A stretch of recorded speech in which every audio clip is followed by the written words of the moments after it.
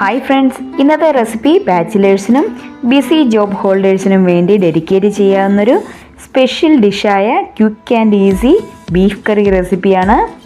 This is Aishwarya. Welcome to taste with ice.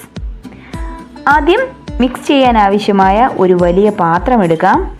അതിലേക്ക് കഴുകി clean ചെയ്ത് വെച്ചിരിക്കുന്ന 1/2 കിലോ ബീഫ് ചേർത്ത് കൊടുക്കാം.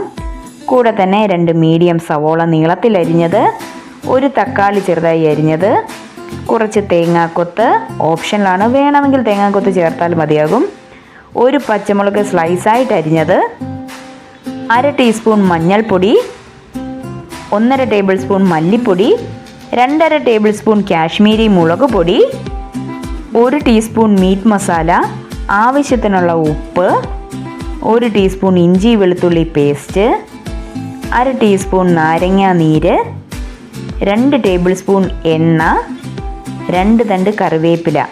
ഇത്രയും നന്നായി തിരുമി യോജിപ്പിച്ചെടുക്കണം. നന്നായി മസാല തിരുമി യോജിപ്പിച്ചെടുക്കുന്നതിലാണ് കറിയുടെ രുചി.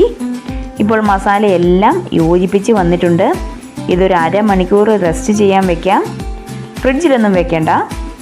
ശേഷം ഒരു കുക്കറിൽ മിക്സ് ചെയ്ത ബീഫിൻ്റെ കൂട്ട് ചേർത്ത് കൊടുക്കാം. ആവശ്യമെങ്കിൽ ഒരു 1/2 ഗ്ലാസ് വെള്ളം കൂടി ചേർക്കാം.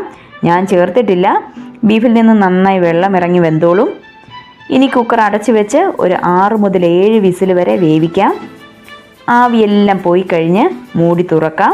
ഒരു തുള്ളി പോലും വെള്ളം ഒഴിക്കാതെ ഇത്രയും ചാറോടെയാണ് വെന്ത് വന്നിരിക്കുന്നത്. നിങ്ങൾക്ക് ചാറ് വേണമെങ്കിൽ കുറച്ച് ചൂടുവെള്ളം ഒഴിച്ച് നന്നായിട്ടൊന്ന് തിളപ്പിച്ചെടുത്താൽ മതിയാകും.